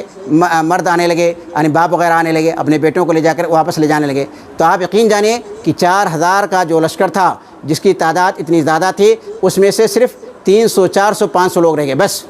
روایت کے اندر آتا ہے 300 سے لے کے 500 لوگ رہ گئے۔ پھر جب مزید دھمکیاں دی گئیں تو اب ان کی تعداد گھٹ کر کے صرف 30 سے 60 کے درمیان رہ گئی، بہت ہی کم لوگ ان کے ساتھ رہ گئے۔ تو جب بہت ہی کم لوگ ساتھ رہ گئے تو محمد بن اشعث ایک کمانڈر تھا اور دوسرے لوگوں نے مل کر کے ان کے اوپر حملہ کیا، اور جب ان لوگوں نے دیکھا کہ یہ لوگ تو جو ہے لڑائی کر رہے ہیں کس کے لیے، اپنی جان کو بچانے کے لیے، تو ان لوگوں نے حکم دیا کہ ان لوگوں کو راستہ کھول دو تاکہ یہ لوگ کیا ہو جائیں، نکل جائیں۔ تو اس طرح سے جو 30-50 لوگ تھے وہ بھی جو ہے حضرت مسلم بن عقیل کا ساتھ چھوڑ کر کے چلے گئے۔ اب حضرت مسلم بن عقیل اکیلے رہ گئے اور کوفہ کی گلیوں کے اندر چلتے تھے، ان کے راستوں کے اندر چلتے تھے، ان کو کوئی پوچھنے والا نہیں تھا۔ تو جس نے بھی کہا کوفہ والوں کے بارے میں کہ کوفی سب سے بڑے غدار ہوتے ہیں، کوفی جو ہے دل سے تو حضرت مسلم بن عقیل کے ساتھ میں تھے، لیکن جب تلوار کی مار ان کے اوپر پڑی اور جب ان کو ڈرایا دھمکایا گیا تو کیا ہو گیا، وہ سب نے ان کا ساتھ چھوڑ دیا، اب اکیلے بھٹک رہے تھے۔ ان کو پیاس لگی تو انہوں نے کیا کیا، ایک گھر کا دروازہ کھٹکھٹایا تو ایک عورت گھر کے اندر سے باہر آئی۔ اس نے کہا کیا بات ہے، انہوں نے کہا مجھے پیاس لگی ہے اور مجھے پانی پلا دو۔ تو انہوں نے پانی پلا، اس عورت نے مسلم بن عقیل کو پانی پلایا۔ اس کے بعد پھر وہ دروازہ بند کر کے اندر چلی گئی۔ تھوڑی دیر کے بعد باہر آئی تو دیکھا وہ آدمی بیٹھا ہوا ہے، تو اس نے کہا تم تو بیٹھے ہو، اس سے تو شک پیدا ہوتا ہے۔ تو انہوں نے بتایا نہیں میں مسلم بن عقیل ہوں اور ایسا ایسا ہوا ہے۔ تو اس نے کہا ہمارے گھر کے اندر آ جاؤ۔ تو گھر کے اندر لے گئی، اور جب گھر کے اندر لے گئی ان کو کھانا وانا کھلایا اور کہا کہ تم آرام کرو۔ پھر اس نے کیا کیا، اس کا ایک لڑکا تھا جو کہ محمد بن اشعث، جس نے لڑائی کی تھی، محمد بن اشعث کے یہاں کیا تھا، غلام تھا،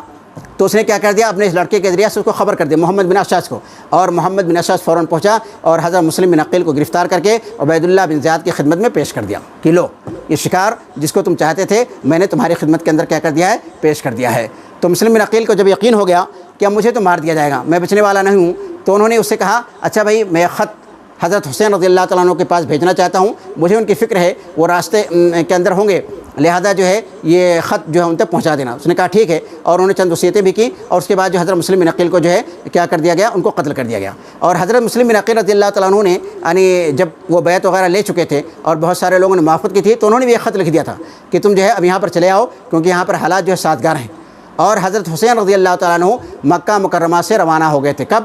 8 ذو الحجہ کو، 8 ذو الحجہ سن 60 ہجری کو مکہ مکرمہ سے روانہ ہو گئے تھے۔ اور یہاں پر قابل توجہ اور دھیان دینے والی بات یہ ہے کہ جب حضرت حسین رضی اللہ تعالیٰ عنہ نے مکہ مکرمہ سے روانہ ہونے کا ارادہ کیا، عزم مصمم کر لیا، تو بہت سارے صحابہ کرام نے ان کو اس عمل سے روکا، حتیٰ کہ جب یزید کو بھی معلوم ہوا تو اس نے بھی حضرت عبداللہ بن عباس کو ایک خط لکھا اور کہا کہ تم اپنے قوم کے سردار ہو، اپنے قوم کے بڑے ہو، لہذا حضرت حسین رضی اللہ تعالیٰ عنہ کو اس عمل سے روکو اور مسلمانوں کے درمیان جو ہے تفرقہ مت ڈالو۔ اسی لیے روایت کے اندر آتا ہے کہ حضرت عبداللہ بن عباس رضی اللہ تعالیٰ عنہ نے 2 مرتبہ حضرت حسین رضی اللہ تعالیٰ عنہ سے ملاقات کی اور ان کو کیا اس عمل سے روکا اور کہا کہ تمہارے لیے مناسب نہیں ہے۔ اسی طرح سے حضرت عبداللہ بن عمر نے بھی ان کو سمجھایا، محمد بن حنفیہ نے بھی ان کو سمجھایا، اور اسی طرح سے روایت کے اندر آتا ہے کہ وہاں کا جو گورنر تھا اس گورنر نے بھی ان کو سمجھایا، بلکہ عبداللہ بن جعفر یا کون تھے وہ جو گورنر کے پاس گئے اور انہوں نے کہا کہ تم ایک امان کا خط لکھ دو تاکہ میں اس کو لے کر کے جاؤں حضرت حسین رضی اللہ تعالیٰ عنہ کے پاس تاکہ وہ واپس آ جائیں۔ تو انہوں نے کوئی بات نہیں، اس نے کہا تم خود ہی خط لکھ لو، اس کو لے کر کے میرے پاس آ جاؤ اور میں اس کے اوپر مہر لگا دیتا ہوں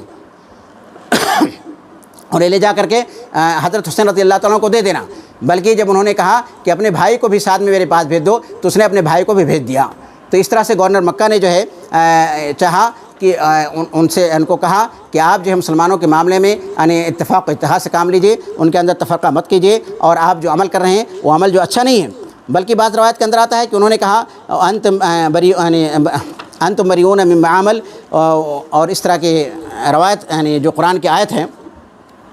تو انہوں نے جو ہے ان کے سامنے تلاوت کیا۔ خیر حضرت حسین رضی اللہ تعالیٰ عنہ نے عزم مصمم کر لیا تھا، پختہ ارادہ کر لیا تھا، فَإِذَا عَزَمْتَ فَتَوَكَّلْ عَلَى اللَّهِ إِنَّ اللَّهَ يُحِبُّ الْمُتَوَكِّلِينَ إِنَّ اللَّهَ يُحِبُّ الْمُتَوَكِّلِينَ۔ تو جب انہوں نے پختہ ارادہ کر لیا تو مکہ سے کیا ہو گئے، روانہ ہو گئے، اور جتنے بھی یعنی لوگوں نے ان کو نصیحت کی تھی ان کی نصیحت کو انہوں نے کیا کر دیا، نظر انداز کر دیا۔ اب سوال یہاں پر یہ پیدا ہوتا ہے کہ حضرت حسین رضی اللہ تعالیٰ عنہ نے یہ موقف کیوں اپنایا، اور کتنے لوگوں نے ان کے اس موقف کو جو ہے خروج سے تعبیر کیا ہے۔ یعنی بہت سارے صحابہ کرام ایسے تھے جنہوں نے اس موقف کو کیا تعبیر کیا ہے، یعنی خروج سے تعبیر کیا ہے، اور اسی لیے جو ہے بہت سارے لوگوں نے ان کا اس کے اندر جو ہے یعنی ساتھ بھی نہیں دیا تھا۔ تو میں نے آپ کو بتایا کہ جو صحابہ کرام تھے، عبداللہ بن عمر، عبداللہ بن زبیر، عبداللہ بن عباس، محمد بن حنفیہ، ان لوگوں نے کہا کہ وہاں پر مت جاؤ، تم جانتے ہی ہو کہ وہاں کے لوگ غدار ہیں، انہوں نے تمہارے بھائی کے ساتھ، تمہارے باپ کے ساتھ کیسا معاملہ کیا ہے، تمہارے باپ کا اس کے بارے میں کیا کیا اقوال ہیں، یہ تمام چیزیں ہیں، لیکن انہوں نے ماننے کی۔ اور وہ صحابہ و تابعین جنہوں نے اس کو خروج مانا کہ یہ خلیفہ کے خلاف خروج ہے، اس میں حضرت ابو سعید خدری آتے ہیں، جابر بن عبداللہ رضی اللہ تعالیٰ عنہ ہیں، عبداللہ بن جعفر جو کہ گورنر مکہ کے پاس گئے تھے، ابو عاقد اللیثی ہیں، عمرہ بنت عبد الرحمن ہیں، ابو بکر بن عبد الرحمن ہیں، عبداللہ بن مطیع ہیں، سعید بن مسیب ہیں، عمر بن سعید بن عاص ہیں، فرزدق ہیں، فرزدق نے بھی ان کو نصیحت کی تھی۔ تو یہ تمام لوگ کہنا تھا کہ جو ہے یہ کیا ہے، خروج ہے، یہ عمل جو ہے صحیح نہیں ہے۔ لیکن ہم یہاں پر دیکھتے ہیں کہ جتنے بھی لوگوں نے حضرت حسین رضی اللہ تعالیٰ عنہ کو جانے سے روکا تھا، منع کیا تھا، وہ اس بات پر متفق نظر آتے ہیں کہ اہل کوفہ جو ہے غدار ہیں، اہل کوفہ جو ہے خائن ہیں، ان کے وعدوں پر بھروسہ نہیں کیا جا سکتا ہے، بلکہ بھروسہ نہ کرنا کیا ہے، ضروری ہے۔ اور سب نے ان کو متنبہ کیا تھا، خبردار کیا تھا کہ تم جا تو رہے ہو لیکن تم زندہ واپس نہیں آؤ گے، بلکہ یقینی ہے کہ تمہارا قتل ہو جائے گا، بلکہ یقینی ہے کیا ہو جائے گا، تمہارا قتل ہو جائے گا۔ خیر حضرت حسین رضی اللہ تعالیٰ عنہ کی اپنی الگ رائے تھی، ان کی رائے یہ تھی کہ چونکہ ابھی وہ زندہ ہیں اور وہ مسلمانوں کے یعنی سب سے بڑے سردار ہیں، نبی کریم صلی اللہ علیہ وسلم کے نواسے ہیں، بہت بڑے عالم ہیں، لہذا علماء کے اوپر یہ فرض بنتا ہے کہ وہ برائی کو روکیں اور بھلائی کا حکم دیں۔ اور چونکہ بنو امیہ والے کیا کر رہے ہیں، ظلم کر رہے ہیں، استبداد کر رہے ہیں، اور اسلام کا جو نظام حکومت ہے اس کو وہ لوگ بدل رہے ہیں، شورا کے بجائے جو ہے خود بخود اختیار کر رہے ہیں، اور مسلمانوں سے مشورہ بھی نہیں کر رہے ہیں، اور پھر جو ہے یعنی جو خلافت ہے اس کو وراثت کے اندر تبدیل کر رہے ہیں، اس کو ملوکیت کے اندر تبدیل کر رہے ہیں، اور کیا ہے، یہ چیز ظلم ہے، یہ برائی ہے، اس برائی کو روکنا کیا ہے، ضروری ہے۔ یہی رائے جو کس کی تھی، عبداللہ بن زبیر رضی اللہ تعالیٰ عنہ کو بھی، اور ان لوگوں کا خیال تھا کہ اس کو طاقت کے ذریعہ سے روکنا کیا ہے، ضروری ہے، اور انہوں نے اس کے لیے تیاری بھی کی تھی۔ وہ سوچتے تھے اگر اہل کوفہ یہ ساتھ دیں گے، جبکہ عبداللہ بن زبیر رضی اللہ تعالیٰ بھی مخالف تھے۔ بعض لوگ یہ کہتے ہیں کہ عبداللہ بن زبیر جو سبب تھے ان کو نکالنے کے مکہ سے، حالانکہ یہ صحیح نہیں ہے۔ عبداللہ بن زبیر نے بھی کہا تھا الی این تذهب، کہ تم کہاں جا رہے ہو، ان لوگوں کے پاس جا رہے ہو جنہوں نے تمہارے یعنی باپ کو اور تمہارے بھائی کو کیا کیا ہے، قتل کیا ہے۔ تو خیر حضرت حسین رضی اللہ تعالیٰ عنہ مکہ سے 8 ذی الحجہ کو روانہ ہو چکے تھے۔ پھر یہ جب روانہ ہو چکے اور ادھر مسلم بن عقیل جو ہے قتل کر دیے گئے، تو انہوں نے جو خط بھیجا تھا وہ خط جو ہے حضرت حسین رضی اللہ تعالیٰ عنہ کہاں ملا، جب آپ جو ہے مقام شراف تک پہنچ چکے تھے۔ مقام شراف ایک جگہ ہے احسا وغیرہ میں، وہاں تک پہنچ چکے تھے۔ تو جب ان کو خط ملا تو انہوں نے ارادہ کیا کہ اب یہاں سے میں چاہتا ہوں کہ اب جلدی جلدی بیان کر دوں، کیونکہ 1 گھنٹہ ہو گیا، ٹائم زیادہ نہیں ہے۔ تو جب ان کو خط ملا اور انہوں نے اس خط کے اندر لکھا تھا ارجع بأہلک ولا یغرنک اہل الکوفہ، اپنے اہل ویال کے ساتھ واپس ہو جاؤ، اہل کوفہ تم کو دھوکہ میں نہ ڈالیں، کیونکہ فإنہم اصحاب ابیک الذی کان یتمنی فراقکم بالموت وبالقتل ان اہل الکوفہ قد کذبوک وکذبونی ولیس لکاذب رائے۔ اہل کوفہ نے مجھے بھی جھٹلایا، تمہیں بھی جھٹلایا، اور کاذب کی کوئی جو ہے کوئی رائے نہیں ہوتی ہے۔ تو انہوں نے ارادہ کر لیا کہ لوٹ چلیں، لیکن اب چونکہ مسلم بن عقیل کا قتل ہو چکا تھا، ان کے بھائی ان کے بیٹے ان کے ساتھ میں تھے، انہوں نے کہا نہیں، یہ ہرگز نہیں ہو سکتا ہے، ہم اپنے باپ کا یا تو انتقام لیں گے یا ہم بھی جو ہے قتل کر دیے جائیں گے۔ اب حضرت حسین رضی اللہ تعالیٰ عنہ بہت ہی مروت یعنی انسان تھے، اور ان کے غیرت نے گوارا نہیں کیا کہ اب ان کے بیٹے جب ایسا کہہ رہے ہیں تو ہم وہاں سے واپس ہو جائیں، لہذا انہوں نے کیا کیا، اپنا سفر جاری رکھا، اپنا سفر جو ہے جاری رکھا۔ لیکن انہوں نے جو ان کے ساتھ لوگ تھے ان کو اجازت دی، کل یعنی جب لڑائی شروع ہوئی تھی تو ان کے ساتھ یعنی ابھی یعنی آگے تذکرہ اس کا آئے گا۔ تو خیر انہوں نے اپنا سفر جو جاری رکھا، اور جب وہ اس سے کچھ اور آگے بڑھے جو ہے تو وہاں پر جو ہے ان کی ملاقات حر بن یزید تمیمی سے ہوئی، حر بن یزید تمیمی۔ تو یزید عبید اللہ بن زیاد جو لشکر بھیجا تھا، اس لشکر کا کیا تھا، یہ مقدمہ تھا، اس لشکر کا کیا تھا، یہ مقدمہ تھا۔ اور اس وقت جو ہے عبید اللہ بن زیاد نے جو ہے ہر راستے کی ناکہ بندی کر رکھی تھی، کیونکہ اس کو پتہ چل گیا تھا کہ حضرت حسین رضی اللہ تعالیٰ عنہ کوفہ کے لیے روانہ ہو چکے ہیں، تو اس نے ناکہ بندی کر دی تھی، خاص طور سے کوفہ کی۔ کوفہ کے اندر تو کسی آدمی کا داخل ہونا اور کسی کا وہاں سے نکلنا جو ہے یعنی ممکن ہی نہیں تھا۔ اور حضرت حسین رضی اللہ تعالیٰ عنہ نے چاہا، انہوں نے اپنا ایک قاصد روانہ کیا، اس قاصد کو پکڑا گیا، اس کو قتل کر دیا گیا۔ انہوں نے اپنا دوسرا قاصد اہل کوفہ کے پاس بھیجا کہ کسی طرح سے ان کو اطلاع مل جائے کہ حضرت حسین آ چکے ہیں، اس کو بھی قاصد کو پکڑ لیا گیا، اس کو بھی قتل کر دیا گیا۔ تو اس سے کیا ہوا کہ حضرت حسین کے جو متبعین تھے اس طرح سے ان کی معنویت یعنی تھوڑی سی کیا ہوگی، کمزور پڑ گئی۔ انہوں نے سوچا کہ حضرت حسین کی جو تائید کرے گا، جو حمایت کرے گا، اس کا مطلب ہے کہ اس کو قتل کر دیا جائے گا۔ راستوں پر اس نے پہرا بٹھا رکھا تھا اور ہر طرف سے اس کی ناکہ بندی کر دی تھی، وہاں پر جانا جو ہے بہت ہی مشکل تھا، وہاں جانا کیا تھا، بالکل مشکل تھا۔ تو حضرت حسین رضی اللہ تعالیٰ عنہ کو کیا ہو گیا، احساس ہو گیا کہ کوفہ کے حالات اب پہلے کی طرح سے نہیں ہیں، بلکہ وہاں کے حالات جو ہے بہت ہی خراب ہیں، اور مسلم بن عقیل کو قتل کر دیا گیا ہے، ان کو خط مل ہی گیا تھا، ہانی بن عورہ کو بھی قتل کر دیا گیا ہے، اور جو ان کے متبعین تھے ان کو قتل کر دیا گیا ہے، اور اہل کوفہ نے ان کا ساتھ بھی نہیں دیا ہے۔ تو اسی لیے جو ہے کیا ہوا، اپنے ساتھیوں کو انہوں نے اجازت دی کہ ہمارے ساتھیوں میں سے اب جو جانا چاہتا ہے وہ واپس ہو سکتا ہے، ہم اس کو مجبور نہیں کریں گے لڑائی کے لیے۔ تو حر بن یزید بن تمیمی یعنی وہاں پر اس کی ملاقات ہوئی تھی اشراف کے پاس، اور اس کے ساتھ 1000 کا لشکر تھا۔ تو حضرت حسین رضی اللہ تعالیٰ عنہ سے کہا کہ اب میں واپس جانا چاہتا ہوں۔ دیکھیے یعنی حضرت حسین رضی اللہ تعالیٰ عنہ کو موقف بدل گیا، کیونکہ اب ان کو حقیقت کا علم ہو گیا۔ حضرت مسلم بن عقیل کا خط ان کو مل گیا، اور ان کو معلوم ہو گیا کہ اہل کوفہ کیسے لوگ ہیں، اب ان کو پختہ یقین ہو گیا۔ تو جب ان کو یقین ہو گیا تو انہوں نے کہا مجھے جانے دو یہاں سے، میں واپس چلا جاتا ہوں۔ تو اس نے یعنی کہا، حر بن یزید تمیمی نے کہا کہ نہیں، آپ واپس نہیں جا سکتے ہیں، آپ اگر کوفہ میں داخل ہونا چاہتے تو میں آپ کے ساتھ کوفہ تک رہوں گا، مجھے اسی کا حکم دیا گیا ہے کہ مجھے آپ کے ساتھ رہنا ہے کوفہ تک جو ہے۔ لیکن حضرت حسین نے انکار کر دیا کہ میں تمہارے ساتھ جو ہے کوفہ نہیں جاؤں گا، اور انہوں نے جو خطوط تھے اس خطوط کو حر بن یزید التمیمی کو دکھلایا، تو اس نے کہا میں ان خطوط کو نہیں جانتا ہوں اور میرا اس سے جو ہے کوئی تعلق نہیں ہے، اور اس نے کہا کہ آپ جو ہے مدینہ نہ جائیں اور نہ آپ ہی کوفہ جائیں، بلکہ آپ شام کی طرف روانہ ہو جائیں۔ اور بالفعل انہوں نے شام کا راستہ جو ہے اختیار کر لیا گیا تھا، شام کا راستہ اختیار کر لیا تھا۔ جب آپ کربلا پہنچے، کربلا، تو کربلا میں جو ہے یہاں پر حضرت عمر بن سعد بن ابی وقاص، جو کہ سعد بن ابی وقاص کے بیٹے تھے، اور یہ جو ہے آنے کے لیے تیار نہیں تھے، لیکن عبید اللہ بن زیاد نے کیا کہتے ہیں ان کو زبردستی بھیجا تھا کہ تم وہاں پر جاؤ۔ تو ان کے لشکر کی تعداد کتنی تھی؟ 4000 تھی۔ تو یہاں پر 10 تاریخ اور ذوالحجہ کے یہ محرم کی 10 تاریخ تھی، سال سن 61 ہجری تھا،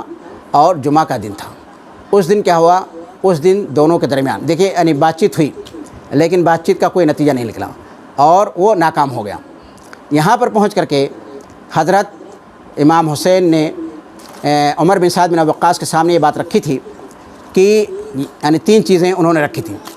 یا تم مجھے مدینہ واپس جانے دو، یا میں کسی اسلامی سرحد کی طرف چلا جاتا ہوں اور وہاں پر جا کر کے میں لڑائی کرتا ہوں، یا تم مجھے یزید کے پاس جانے دو اور وہاں پہنچ کر کے میں اپنا ہاتھ اس کے ہاتھ میں رکھ دیتا ہوں۔ اب جب حضرت حسین رضی اللہ تعالیٰ عنہ نے یہ چیزیں ان کے سامنے رکھ دی تھیں اور یہ ایک طرح سے کہتے صلح کی پیشکش تھی، تو اب عبید اللہ بن زیاد کے اوپر واجب تھا کہ ان کی بات کو مان لیتا ہوں اور ان کے سامنے کسی اور طرح کی شرط نہیں رکھتا۔ اب اس کے بارے میں روایت کے اندر بہت زیادہ تضاد پایا جاتا ہے کہ پہلے اس نے قبول کر لیا، لیکن بعد میں شمر بن ذوالجوشن اور سبائے قسم کے جو لوگ تھے انہوں نے انکار کر دیا۔ انہوں نے کہا کہ ان سے کہو کہ پہلے تمہاری بات قبول کریں اور تمہاری شرط کو قبول کریں، اس کے بعد جو ہے پھر وہ یزید کے پاس ان کو بھیجا جائے گا۔ تو حضرت حسین رضی اللہ تعالیٰ عنہ کی غیرت نے اس کو گوارا نہیں کیا۔ تو مختلف قسم کی روایتیں اس کے بارے میں آتی ہیں۔ خیر آخر میں کیا ہو گئی؟ آخر میں لڑائی ہوئی۔ آخر میں کیا ہوئی؟ لڑائی ہوئی۔ اور آپ جانتے ہیں ایک طرف 4000 5000 کا لشکر ہے اور دوسری طرف کیا ہے؟ صرف 72 لوگ ہیں، صرف 72 لوگ ہیں، اور اس میں 30 کیا ہے؟ 30 شہ سوار ہیں اور 42 لوگ کیا ہیں؟ پیادہ والے ہیں۔ تو ایک طرف جو ہے 72 لوگ ہیں اور ایک طرف جو ہے 4-5 ہزار کی فوج ہے، تو دونوں کے اندر لڑائی میں کیا مقابلہ ہو سکتا ہے؟ لیکن پھر بھی جو جانثاران حسین رضی اللہ تعالیٰ عنہ تھے وہ ایک ایک کر کے، یعنی جو 72 تھے 72 کے 72 سب شہید ہو گئے۔ سب نے جو ہے اپنی جان کا نذرانہ دے دیا حضرت حسین رضی اللہ تعالیٰ عنہ کے لیے، اللہ تعالیٰ کی راہ میں لڑتے لڑتے۔ اب دیکھیں یہاں پر پہنچ کر کے حضرت حسین کا جو موقف تھا، اگرچہ بعض لوگوں نے اعتراض کیا کہ یہ خروج کا موقف تھا، لیکن اب یہاں پر پہنچ کر کے حضرت حسین رضی اللہ تعالیٰ عنہ کیا ہو جاتے ہیں؟ حق پر ہو جاتے ہیں، حق پر ہو جاتے ہیں۔ اگرچہ ان کی تھوڑی بہت جو اجتہادی غلطی بھی تھی، وہ اجتہادی غلطی بھی یہاں پر کیا ہو جاتی ہے؟ وہ ختم ہو جاتی ہے۔ اب وہ بالکل اپنی غلطی سے کیا ہو جاتے ہیں یا اپنی خطا سے کیا ہو جاتے ہیں؟ بری ہو جاتے ہیں۔ اب یہاں پر ساری غلطی جو ہے کس پر چلی جاتی ہے؟ عبید اللہ بن زیاد، اس کے لشکر اور کس کے اوپر؟ یزید بن معاویہ کے اوپر چلی جاتی ہیں۔ خیر یہ ایک بہت ہی المناک، بہت ہی دردناک باب ہے، اور حضرت حسین رضی اللہ تعالیٰ عنہ کی شہادت، جیسا کہ اہل سنت والجماعت کے اس کے بارے میں خیال ہے، وہ لوگ اس کو خروج نہیں مانتے ہیں کیونکہ مسلمانوں کی جماعت کے ساتھ تھے، اور ان کا مقصد جو تھا، ان کا مقصد برائی کا روکنا تھا، ظلم کا روکنا تھا، وہ خروج جو ہے ہرگز نہیں تھا، اور انہوں نے اپنی سمجھ کے مطابق اس کے لیے تیاری بھی کی تھی، اگرچہ اس کے اندر کیا ہوئی؟ اس کو کامیابی نہیں ملی، اور آپ کی شہادت جو تھی یہ مظلومانہ شہادت تھی۔ آپ کی شہادت تک کیا تھی؟ یہ مظلومانہ شہادت تھی، اور آپ جو ہے بطور ظلم شہید کیے گئے، اور اللہ سبحانہ تعالیٰ نے آپ کے لیے شہادت کو مقدر کر رکھا تھا تاکہ آپ شہادت کے عظیم مرتبہ کو پالیں، لہذا جو لکھا تھا اس کو کوئی ٹال نہیں سکتا ہے، اس کو کوئی ٹال نہیں۔ ما شاء اللہ کان وما لم یشاء لم یکن، ورنہ تمام صحابہ کرام نے، جن کا نام میں نے آپ کو بتلایا، سب نے حضرت حسین رضی اللہ تعالیٰ عنہ کو منع کیا تھا۔ عبداللہ بن زبیر نے تو یہاں کہا تھا کہ تم ہی مکہ میں رہو، ہم بھی مکہ کے اندر رہتے ہیں، ہم آپ کو اپنا قائد تسلیم کر لیتے ہیں، ہم لوگ مل جل کے یہاں پر کوشش کریں گے۔ اور دیکھیں عبداللہ بن زبیر جو ہے کامیاب بھی ہوئے تھے، اور وہ خلیفہ بھی مان لیے گئے تھے حضرت یزید کے انتقال کے بعد، اور انہوں نے 7-8 سال حکومت بھی کی تھی۔ تو اگر 2 طاقتیں ایک ساتھ مل جاتی تو کامیابی کے جو ہے زیادہ امکانات نظر آتے تھے۔ خیر یہ کون جانتا ہے، جو لکھا رہتا ہے اس کو کوئی ٹال نہیں سکتا ہے، قدر اللہ ما شاء فعل۔ تو اس طرح سے کیا ہو گئے؟ حضرت حسین رضی اللہ تعالیٰ عنہ کے ساتھ ہو گئے، جو کہ اسلامی تاریخ کا کیا ہے؟ ایک بہت ہی سیاہ باب ہے، ایک بہت ہی المناک و دردناک باب ہے، اور میں نے کہا کہ اس سے جو ہے لوگوں کے جذبات وابستہ ہیں، لوگوں کے عقائد وابستہ ہیں، بہت ہی نازک مسئلہ ہے، لہذا اب آخر میں چند منٹ کے اندر میں آپ لوگوں کے سامنے جو ہے اس کے کچھ نتائج بھی بیان کر دینا چاہتا ہوں۔ اسباب آپ کو معلوم ہو گئے، کس طرح سے یہ جنگ ہوئی، کس طرح سے لڑائی ہوئی، اور اس کا اصل سبب کیا تھا، اس سب کی وضاحت آپ کے سامنے کر دی گئی۔ اب میں چاہتا ہوں کہ مختصر الفاظ میں آپ کے سامنے اس کے اثرات کو بیان کر دیا جائے، یعنی حضرت حسین رضی اللہ تعالیٰ عنہ کی شہادت اور مارکے کربلا، یا اس کا دوسرا نام مارکے طف ہے، اس کا کیا نتیجہ نکلا اسلامی دنیا پر اور مسلمانوں پر اس کے کیا اثرات مرتب ہوئے۔ تو سب سے اس کا برا اثر اور خراب اثر بنو امیہ کی حکومت کے اوپر پڑا، یزید کے اوپر پڑا۔ کیونکہ یزید تو پہلے سے بدنام تھا کہ یزید جو ہے شراب پیتا ہے، اور یزید جو ہے شکار کرنے کا بہت زیادہ شوقین ہے، یزید جو ہے نماز نہیں پڑھتا ہے۔ تو اب بنو امیہ کی حکومت اور خاص طور سے یزید جو ہے اور زیادہ بدنام ہو گیا، کیونکہ سب جانتے تھے کہ حضرت حسین رضی اللہ تعالیٰ عنہ کا مقام و مرتبہ بہت ہی بلند ہے، اور انہوں نے ان کے ساتھ جو معاملہ کیا ہے وہ بہت ہی غلط معاملہ ہے۔ اگرچہ یزید نے یعنی اس کا حکم نہیں دیا تھا کہ ان کو قتل کر دیا جائے، اور نہ ہی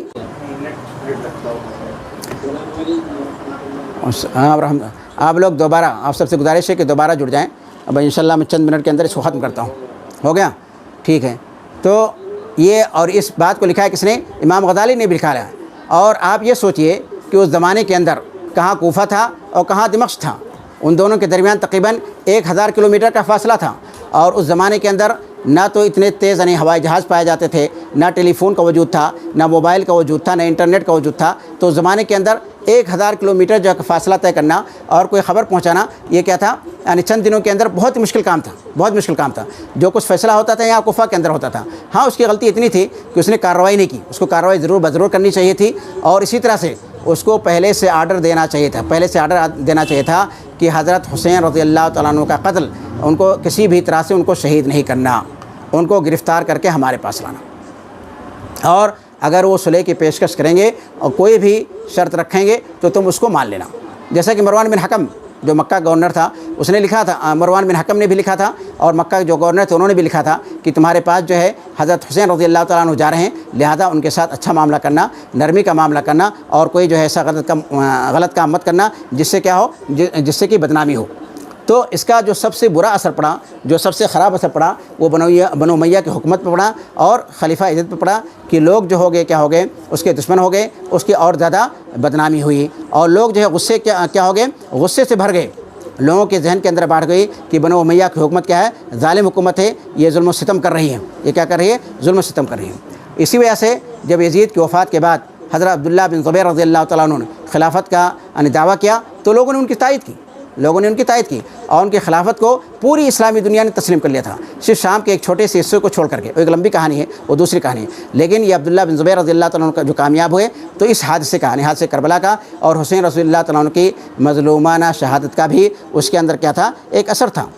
اسی طرح سے اس کی وجہ سے کیا ہوا، اس کی وجہ سے تعلقات جو تھے بنو امیہ اور لوگوں کے درمیان میں تعلقات کیا ہو گئے، خراب ہو گئے، خاص طور سے مدینہ والوں کے تعلقات، اور بغض عداوت جو ہے جاری رہی۔ پھر مدینہ والوں نے کیا کیا، ایک زمانے میں بغاوت کر دی، اور اس سے حرہ کا واقعہ پیش آیا، ذی الحجہ سن 63 ہجری کے اندر، ذی الحجہ سن 63 ہجری کے اندر۔ تو یہ بغض عداوت جو پیدا ہوئی تھی اس مارکے کی وجہ سے، وہ بھی کیا ہے، اس کا ایک سبب ہے۔ تو یہ سیاسی یعنی اثرات پیدا ہوئے، اسی طرح سے عقائدی اثرات پیدا ہوئے، اسی طرح سے نفسیاتی اثرات پیدا ہوئے، اسی طرح سے کیا ہوئے، سماجی اثرات بھی پیدا ہوئے۔ خاص طور سے مارکے کربلا جو ہے شیعہ کی تاریخ میں کیا ہے، ایک ٹرننگ پوائنٹ کا یہ حامل ہے، یہ ایک سنگ میل ہے۔ اس وقت تک شیعہ کہتے ہیں، شیعہ ایک سیاسی جماعت کی حیثیت سے جانی جاتی تھی، شیعان علی، یعنی کہ جو علی کے اعوان ہیں، جو علی کے انصار ہیں، جو علی کے طرفدار ہیں۔ لیکن بعد میں کیا ہو گیا، بعد میں ان کا ایک الگ عقیدہ ہی بن گیا اس کے بعد سے، اور ان کے اندر کیا ہوئی، ایک تحریک چلی جس کو توابین کی تحریک کے نام سے جانا جاتا ہے۔ یہ توابین کی تحریک کیا تھی، یہ اہل کوفہ کی ایک تحریک تھی۔ جب یزید کا انتقال ہو گیا، معاملات کچھ خراب ہو گئے، اور شیعوں کو موقع ملا تو آپس میں ایک دوسرے کے ساتھ کیا کرنے لگے، ملنے لگے اور اجتماع کرنے لگے، اور اس اجتماع کے اندر کیا تھا، توبہ کا، بخشش کا موضوع جو ہے عام رہتا تھا۔ ان لوگوں کے اندر احساس جاگا کہ ہم نے جو حضرت حسین کے ساتھ ناانصافی کی، ان کے اوپر ظلم نہیں کیا، ہم ان کی مدد نہیں کر سکے، ہم ان کو بچا نہیں سکے، لہذا اب اس کے کفارہ کا طریقہ یہی ہے کہ اب جو ہے جنہوں نے ان کو قتل کیا ہے ان سے کیا لیا جائے، ان سے بدلہ لیا جائے۔ لہذا ان کے اندر ایک تحریک اٹھی جس کو حرکت التوابین کے نام سے جانا جاتا ہے، اور اس کا بھی قصہ جو ہے بہت ہی زیادہ طویل ہے، طویل ہے۔ اور اس کی وجہ سے یعنی اس حادثے کی وجہ سے جو فکری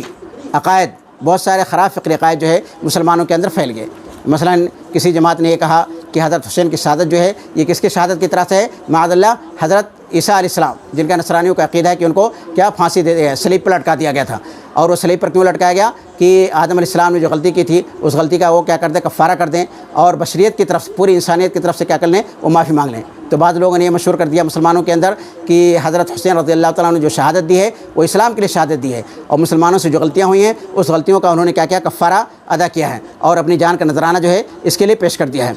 تو اس طرح سے اس جنگ کے اسلامی دنیا پر اور مسلمانوں پر کیا ہوئے، بہت زیادہ اثرات ہوئے۔ اب میں آخر میں اللہ سبحانہ وتعالیٰ سے دعا کرتا ہوں کہ اللہ سبحانہ وتعالیٰ ہم تمام مسلمانوں کو اسلامی واقعات کو صحیح انداز سے پڑھنے، سمجھنے اور اس کے مطابق عمل کرنے کی توفیق عطا کرے، اور ہم سب کو اسلام کا سچا داعی اور اسلام کا سچا سپاہی بنائے۔ اور آخر میں ایک بار پھر آپ تمام حضرات کا اپنے دل کی گہرائیوں سے شکریہ ادا کرتا ہوں، اور آخر میں 15-20 منٹ کا وقفہ میں آپ سب کو دیتا ہوں۔ اگر آپ میں سے کسی کے بھی ذہن میں کسی طرح کا کوئی سوال ہے تو وہ سوال کر سکتا ہے، اور جو میرے علم میں ہوگا اس کے مطابق انشاءاللہ جواب دیا جائے گا۔ وآخر دعوانا ان الحمد للہ رب العالمین۔